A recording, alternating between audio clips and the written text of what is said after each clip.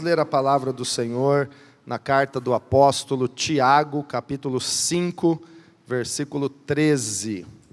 Tiago, capítulo 5, versículo 13, diz assim: Entre vocês há alguém que está sofrendo? Que ele ore. Há alguém que se sente feliz? Que ele cante louvores. Nós temos aqui o versículo, vamos ler juntos, diga: entre vocês há alguém que está sofrendo? Que ele ore. Há alguém que se sente feliz? Que ele cante louvores. Senhor meu Deus, nos submetemos a Ti, nos rendemos ao Senhor e nos humilhamos. Pedimos que seja feita a vontade do Senhor nesta noite, na vida de cada um de nós e na Tua igreja, Pai. Nós repreendemos toda distração, toda dúvida, toda cegueira e toda confusão maligna e demoníaca. Saia em nome de Jesus. E que todo coração e pensamento sejam levados cativos à obediência do Senhor, Pai. Em nome de Jesus. Amém, graças a Deus, glória a Deus. Eu quero chamar esta mensagem, dar o título a esta mensagem de hoje, de ore mais e sofra menos. Um dia, conhecendo uma sala de oração numa igreja, no final do ano passado, eu tirei a foto daquela almofadinha que estava no chão de uma sala de oração. É uma pequena almofadinha onde as pessoas se ajoelham. E ali está escrito aquela frase em inglês: ore mais, preocupe-se menos. Fale para quem está aí do teu lado: ore mais, preocupe-se menos. Quero perguntar até para o Gustavo se eu estou bom na tradução. Está certinho, né?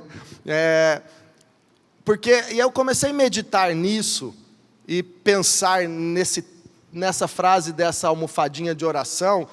E é realmente como uma gangorra. Quem já brincou de gangorra? Sobe e desce. Difícil era você ir na gangorra com quem era mais pesado, né? O mais pesado só te deixava lá em cima. Ou então, se você fosse o mais pesado, você só ficava lá no chão e o outro só lá em cima. E é uma gangorra. Quanto mais você ora, menos você sofre. Porque preocupação é um sofrimento ou não é? Quando você fica preocupado, ansioso, aflito com alguma coisa, você fica sofrendo. Então, quanto mais a gente ora, menos a gente sofre. Quanto menos a gente ora, mais a gente sofre.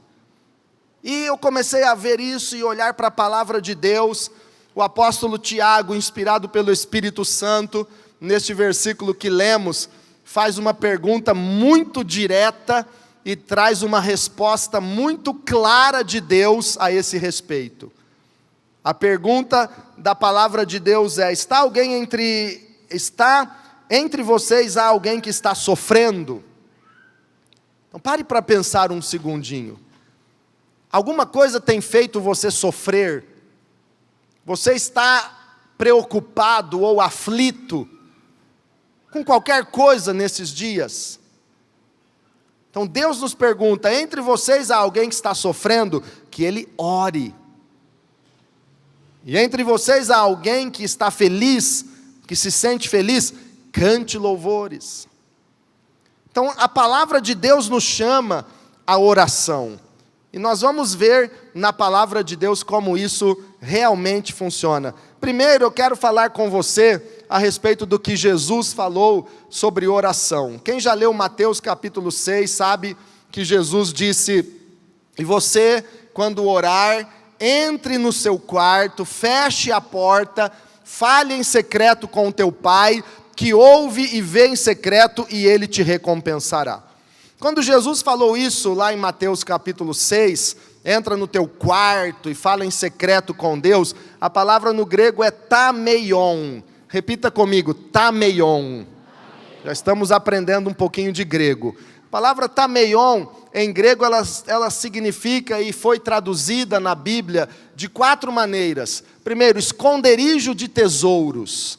Tameion significa, no grego, um lugar onde há um tesouro escondido, há um tesouro oculto. Eu já assisti, principalmente na infância, filmes que mostravam as pessoas, ou alguém, o personagem, indo atrás de um tesouro perdido. Quem já assistiu, por exemplo, Indiana Jones em busca do tesouro perdido, ou da arca perdida. Os Trapalhões, que eu era fã, e de vez em quando eu ainda assisto uns videozinhos dos Trapalhões, eu dou risada, porque é da minha época e era engraçado, e quem não é dessa época não sabe o que perdeu. Aí os Trapalhões já tiveram um filme assim, Os Trapalhões e as Minas do Rei Salomão. Então é essa ideia de tameion, onde há um tesouro escondido, há um mapa do tesouro, muitos códigos, muitas dicas, mas difícil de encontrar, e quem tem um mapa do tesouro e segue certinho e decifra todos os códigos ou os enigmas, ele descobre um tesouro escondido. Essa é a ideia de tameion. Tameion também significa depósito seguro, um lugar para guardar com segurança as coisas que são valiosas. Tameion também significa quarto de dormir ou vestir-se. Em algumas traduções de Mateus capítulo 6, em inglês, aparece no texto Jesus dizendo: entra no teu quarto de dormir, entra no teu closet, que é um lugar onde as pessoas se vestem, onde há a roupa. E quem assistiu o filme Quarto de Guerra, quem assistiu o Quarto de Guerra? Onde aquela mulher, aquela senhora e depois a jovem mulher aprendeu a orar, onde era o lugar de oração delas? No closet, num lugar onde se vestia. Então, quarto de dormir ou quarto de vestir. E tameion também significa despensa, lugar onde se guarda mantimentos para a nossa subsistência. Quando Jesus falou de oração, usando a palavra tameion, ele implicitamente estava dizendo: quando você entra no teu lugar de oração, lá existe um tesouro escondido que você vai encontrar orando. Quando você entra no teu lugar de oração, ali é o depósito seguro que você tem na presença de Deus. Quando você está no teu lugar de oração, ali é como um quarto de dormir, onde Deus traz descanso e alívio para a tua alma. É um quarto de vestir, onde Ele tira as tuas vestes do mundo e veste você com vestes novas e resplandecentes do Senhor. E é um lugar onde está guardado toda a força e o alimento para a tua subsistência. É oração, é buscar a presença de Deus. Então nós precisamos desse relacionamento com o Senhor, dessa experiência com o Senhor. E falando de oração, nós precisamos entender algumas coisas. Oração é desligar-se da terra, porque é necessário se desligar. Quantas coisas no mundo nos atraem, nos incomodam, e quando você entra para um tempo com Deus em oração, você se desliga do mundo. Você vira uma chave e se conecta em Deus. Se desliga daquilo que te afligia, te perturbava, te incomodava. Há alguns séculos atrás, um pastor, já há muito tempo, dizia assim: a civilização moderna é tão complexa que torna a vida de devoção muito difícil, multiplicando distrações. Uma das coisas que mais impedem os cristãos de orarem são as distrações. E esse pastor continua: os brinquedos modernos são como filhotes de tigre de estimação. Crescem e ficam tão grandes e perigosos que ameaçam devorar a todos nós. Lugar nenhum está a salvo da intrusão do mundo. Só quando a gente ora, só quando você se desliga do mundo e se liga em Deus, você se afasta da intrusão, da intromissão do mundo na sua vida e na sua alma. Porque quantas coisas lutam para nos distrair e nos desconectar com Deus. Hoje nós vivemos uma era da conexão mundial pela internet, e as pessoas estão tão conectadas nas redes e na internet, mas estão a cada dia mais desconectadas de Deus. Olha essa pesquisa e esse brinquedinho que é tão moderno, mas que tem muitas vezes atrapalhado muito a comunhão das pessoas com Deus. E é triste dizer que muitas pessoas têm mais comunhão com esse brinquedinho moderno, chamado celular, tem mais comunhão e relacionamento com o celular do que com Deus. Numa pesquisa nos Estados Unidos foi constatado que os americanos que foram pesquisados olham 4 vezes por minuto para o celular em média. Checam o seu celular abrindo e vendo redes sociais ou mensagens a cada 10 minutos em média. Checam, conferem, abrem. Sentem ansiedade quando estão sem o seu amiguinho moderno. Quem já sentiu ansiedade, ou um mal-estar, ou incomodado quando esqueceu o celular em algum lugar? Quem já sentiu? É normal. Hoje é assim. Quando acaba a bateria do seu celular, o que parece? Parece que aí agora você não tem mais o que fazer. É sério demais. Nessa mesma pesquisa constataram também, e os jovens, os solteiros tampem o ouvido, 1/3 dos americanos preferem ficar sem sexo do que sem celular por uma semana. Estão trocando até o relacionamento no casamento por um relacionamento com o celular. Então essas distrações prendem as pessoas. E oração é se desligar de tudo e se ligar em Deus. Oração também, ela é fechar a porta. Diga comigo, fechar a porta. Quando Jesus falou de entrar no seu quarto, Ele disse, entra no teu quarto e feche a porta. Muitos milagres são gerados em portas fechadas. Quando você tem um relacionamento com Deus em oração, você está gerando milagres na sua vida. Eu vou citar só alguns para você. A multiplicação do azeite da viúva, ela ia despejando o azeite nas botijas, até encher todas. Esse milagre aconteceu em portas fechadas. A ressurreição do filho da sunamita aconteceu a portas fechadas. O menino morreu nos braços da mãe, ele colocou o menino no quarto, fechou a porta, foi chamar o profeta, Eliseu chegou, fechou a porta, orou pelo menino, e ele foi ressuscitado por Deus em portas fechadas. Dorcas, no Novo Testamento, estava morta, colocada num quarto, portas fechadas. Pedro entrou, fechou a porta, não deixou ninguém entrar lá com ele, orou, deu uma palavra de comando, e Dorcas ressuscitou em portas fechadas.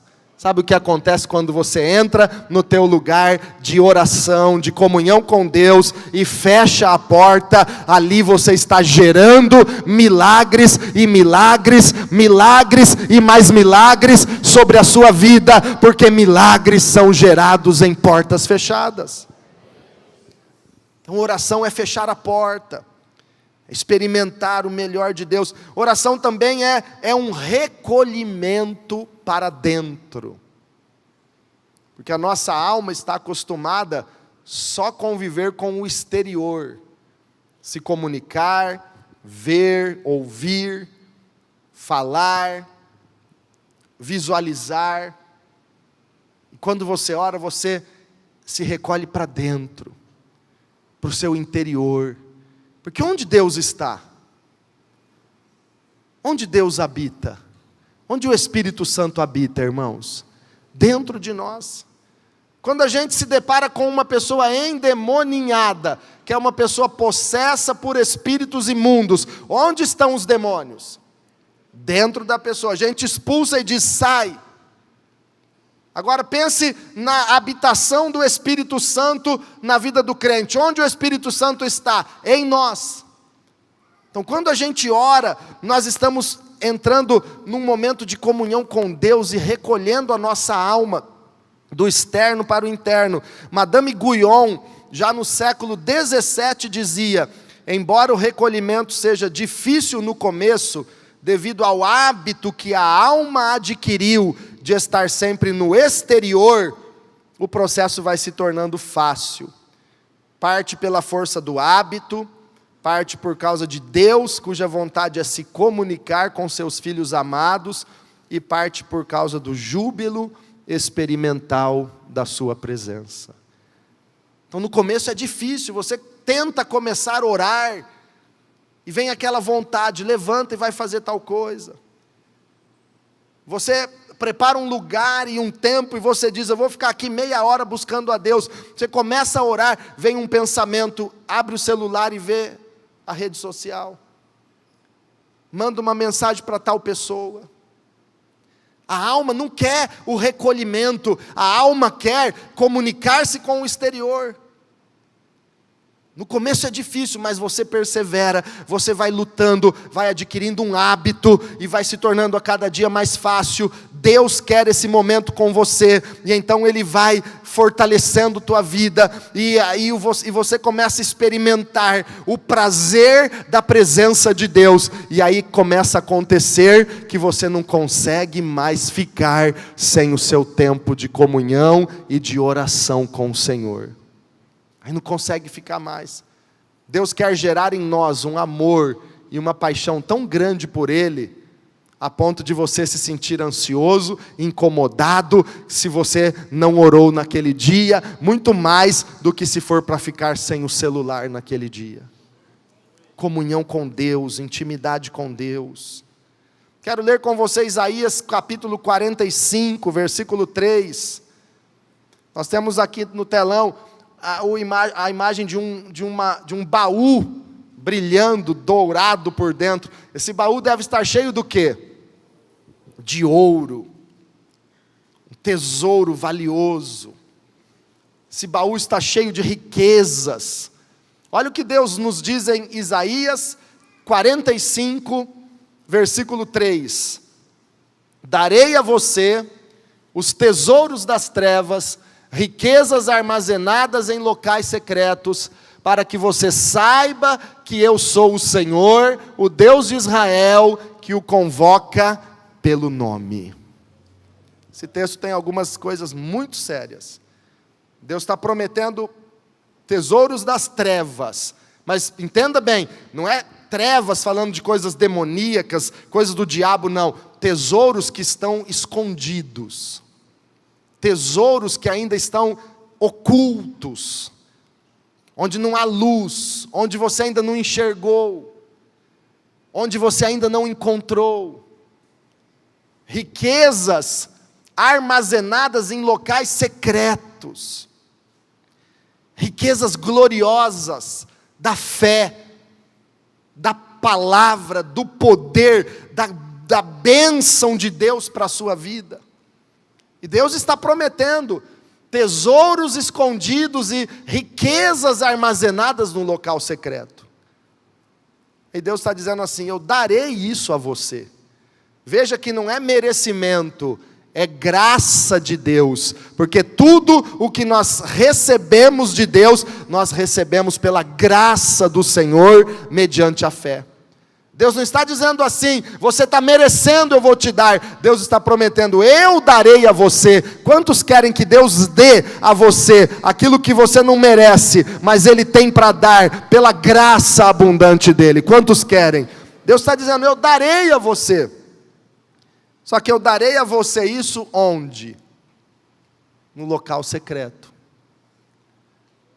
que se relaciona com o que Jesus falou em Mateus 6, entra no teu lugar secreto, feche a porta, fale em secreto com Deus. Eu sei que Deus vai tocar nos corações de muitas pessoas para virem aqui e ficarem às 12 horas orando no sábado, Mas não é só isso que Deus está falando de oração. Deus está falando daquele relacionamento que você tem diariamente com Ele, quando ninguém está vendo a não ser Deus. Quando você entra no teu quarto e fala com o Pai, para ninguém ver, mas para você ter comunhão e intimidade com Ele. É isso que Deus está dizendo: eu darei a você, no lugar secreto, tesouros escondidos e riquezas armazenadas. Darei isso a você, para que você saiba que eu sou o Senhor.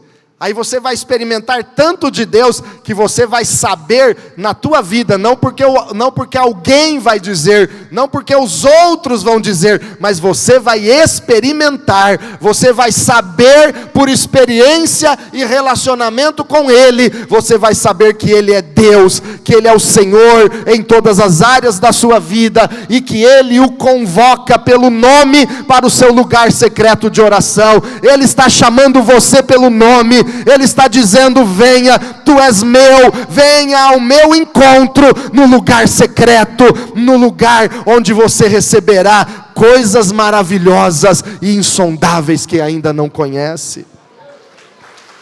Lugar secreto, aleluia.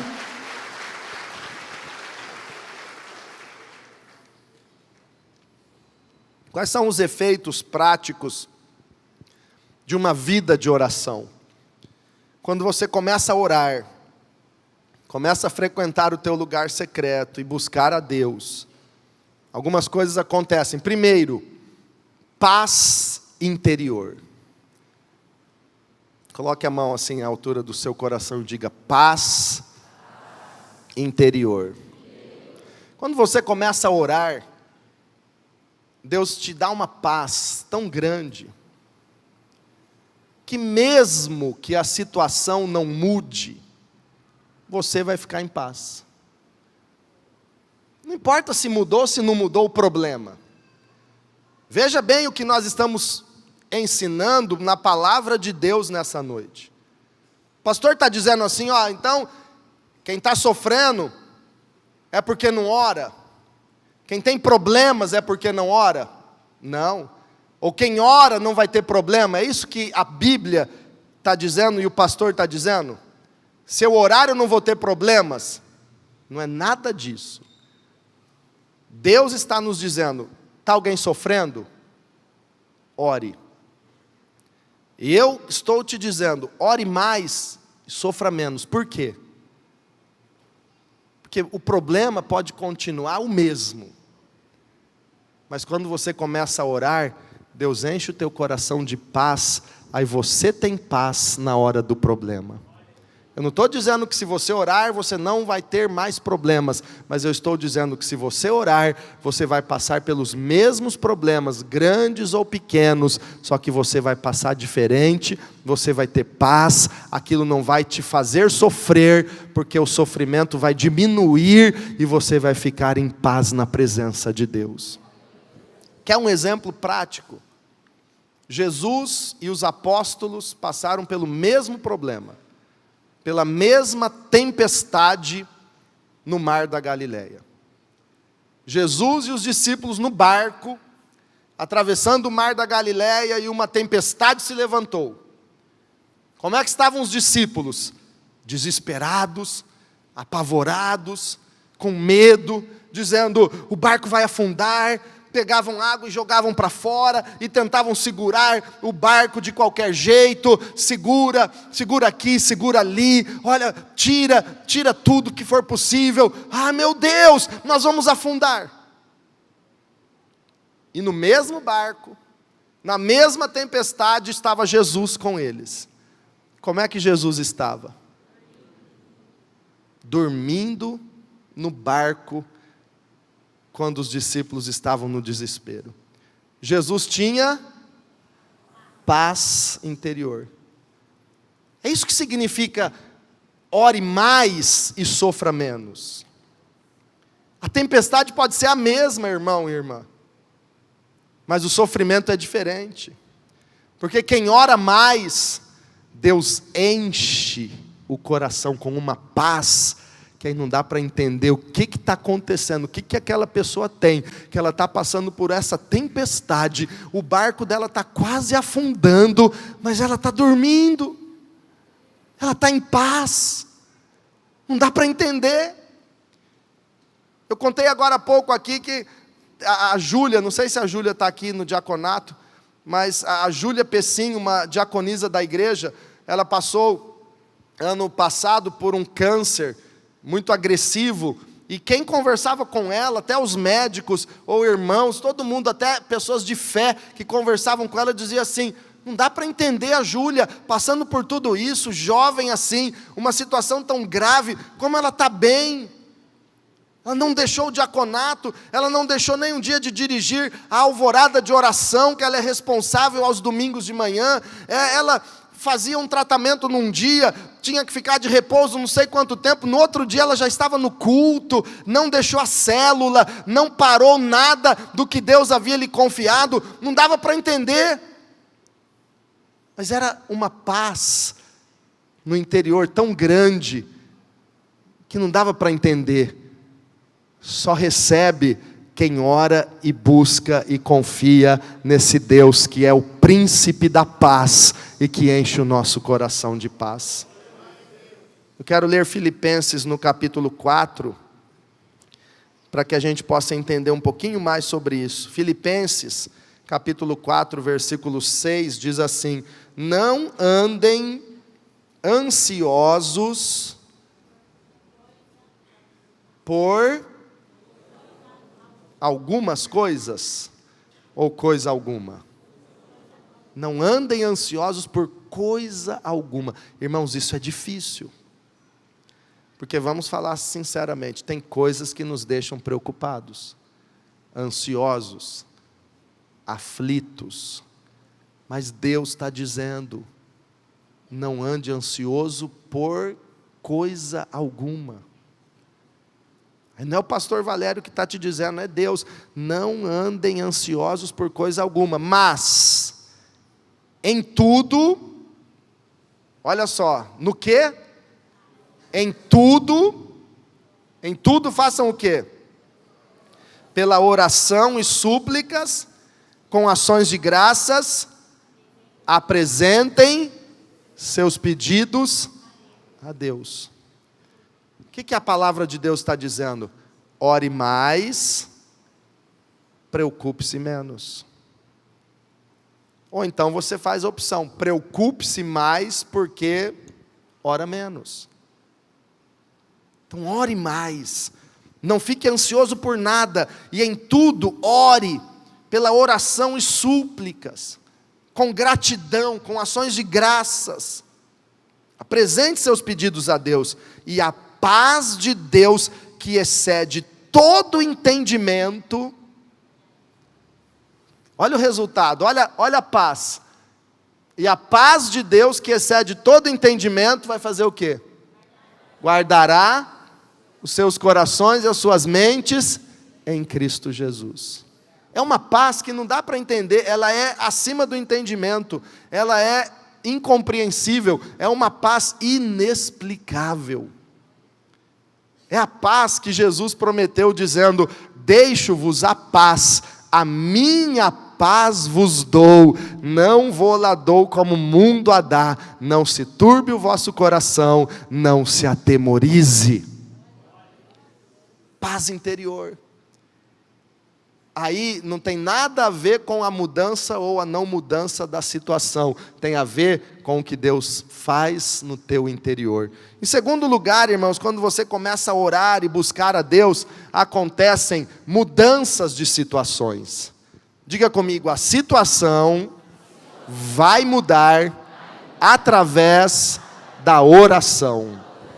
Em Marcos, no capítulo 11, Jesus disse assim, Marcos 11, 24.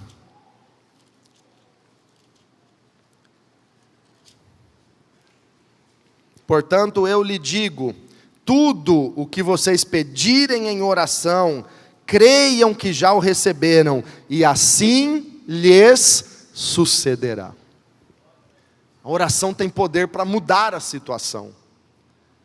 A oração muda as circunstâncias. A Bíblia diz que a nossa luta não é contra carne nem sangue, mas contra principados, potestades, dominadores deste mundo tenebroso e hostes espirituais da maldade. Então você começa a orar, e Deus começa a te dar autoridade, você expulsa aquele demônio que está destruindo a família, matando, roubando, acabando com a paz, com a saúde, você manda aquele espírito imundo embora, aquele pensamento de suicídio, aquele pensamento de divórcio, aquele demônio de medo, de perturbação, você manda embora, a situação muda. O apóstolo Tiago, no mesmo capítulo 5 que nós lemos, no verso 16, ele diz assim: a oração de um justo pode muito em seus efeitos. A oração de um justo é poderosa e eficaz. Então quando você ora, a oração tem poder para mudar situações. A oração transforma o ambiente, transforma a família, a oração muda as circunstâncias. Então quando você começa a crescer em oração, crescer na presença de Deus, há uma mudança de circunstâncias, os céus são abertos e o sobrenatural de Deus acontece, porque milagres são gerados em portas fechadas. Então você pode experimentar esse mais de Deus, você pode. Irmãos, aqui eu quero fazer um parênteses e contar algo que eu li esses dias num livro e me impactou muito. E esse autor falava sobre obediência e rebeldia. E eu sinto de falar isso agora, porque às vezes a gente deixa de ser obediente à palavra de Deus. A gente deixa de dar ouvidos à voz de Cristo, mandando a gente entrar num quarto e orar, e a gente desobedece. E esse autor, muito usado por Deus, ele estava dizendo que um dia ele estava num hotel, num lugar, e quando ele ligou a TV, estava passando um programa de satanismo.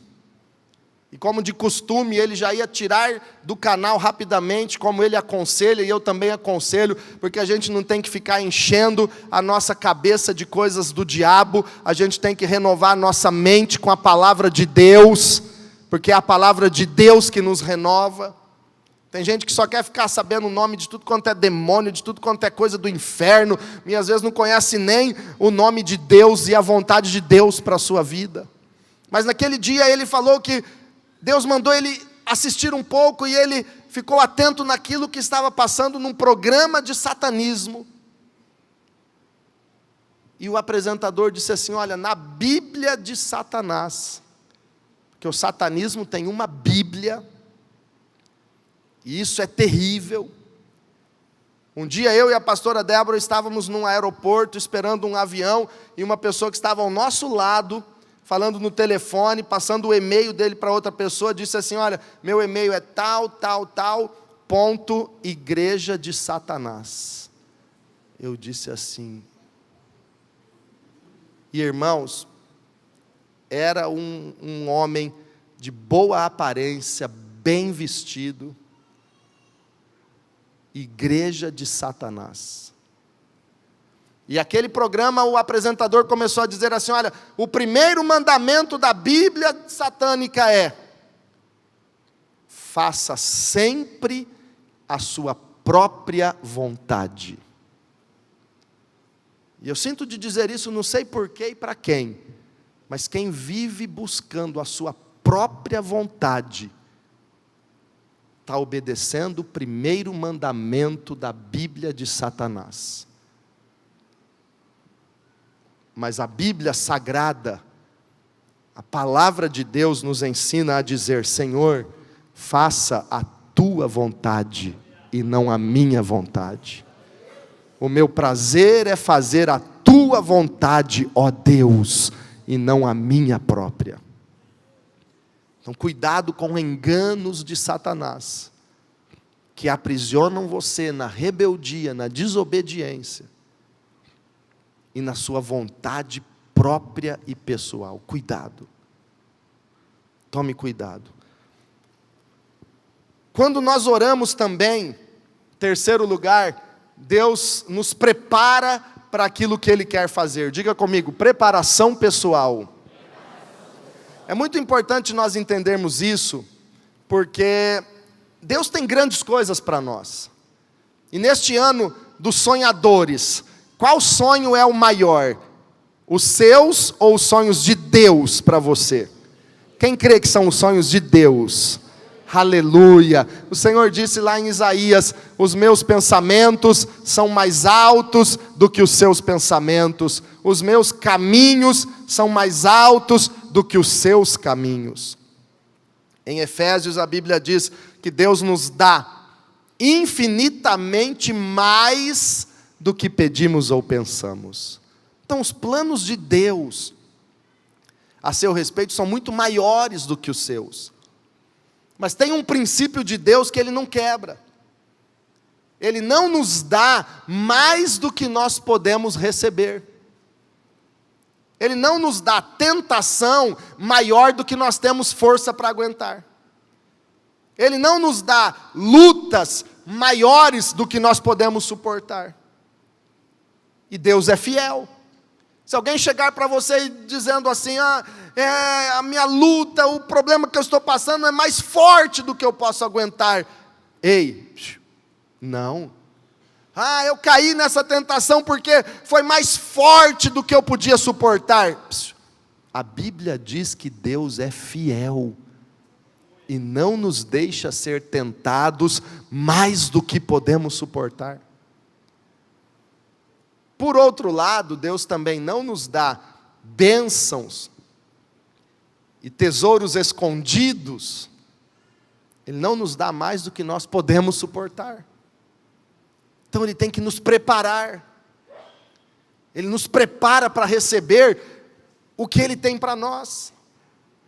Gálatas 4 diz que, ainda que o herdeiro seja dono de tudo, uma herança milionária, mas enquanto ele é criança, ele é igual ao escravo. Ele é dono de tudo, ele é o herdeiro de tudo, mas enquanto ele é menino, em nada difere do escravo. Ele não pode usufruir da herança. É por isso que Deus nos prepara.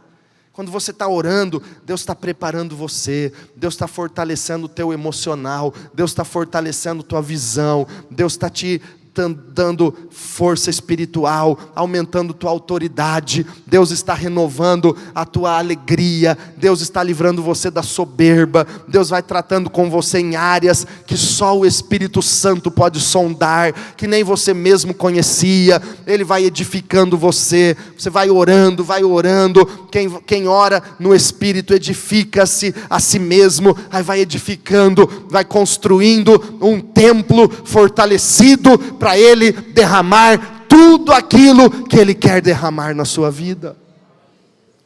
Preparação pessoal. Nesse fato eu quero ler Jeremias 33, versículo 3, onde Deus diz assim: clama a mim, e eu responderei, e lhe direi coisas grandiosas e insondáveis que você não conhece. Quero dizer que Deus tem coisas grandiosas e insondáveis para todos nós, que nem imaginamos. Deus tem coisas para você, muito melhores do que você pode sonhar. Como é que você vai receber? Clama a mim. Oração.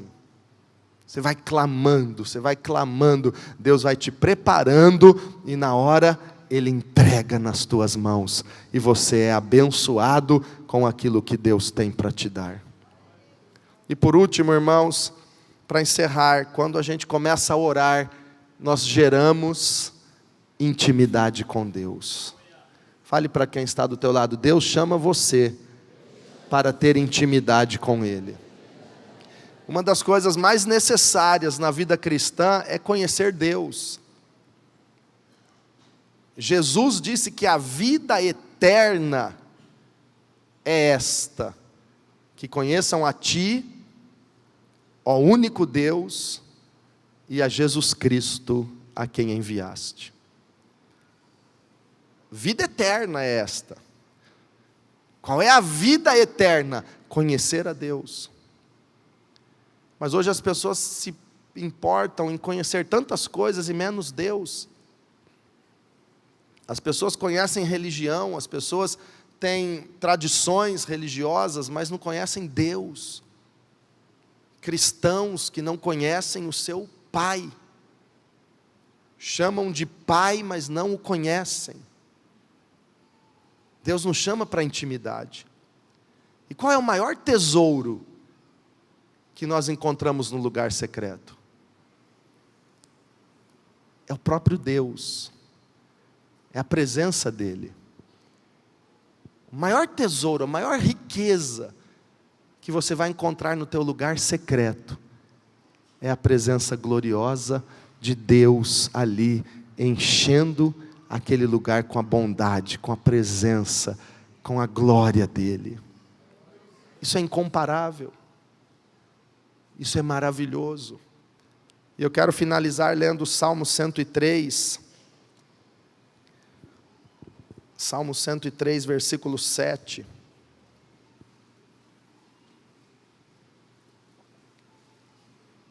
Fica de pé diante do Senhor.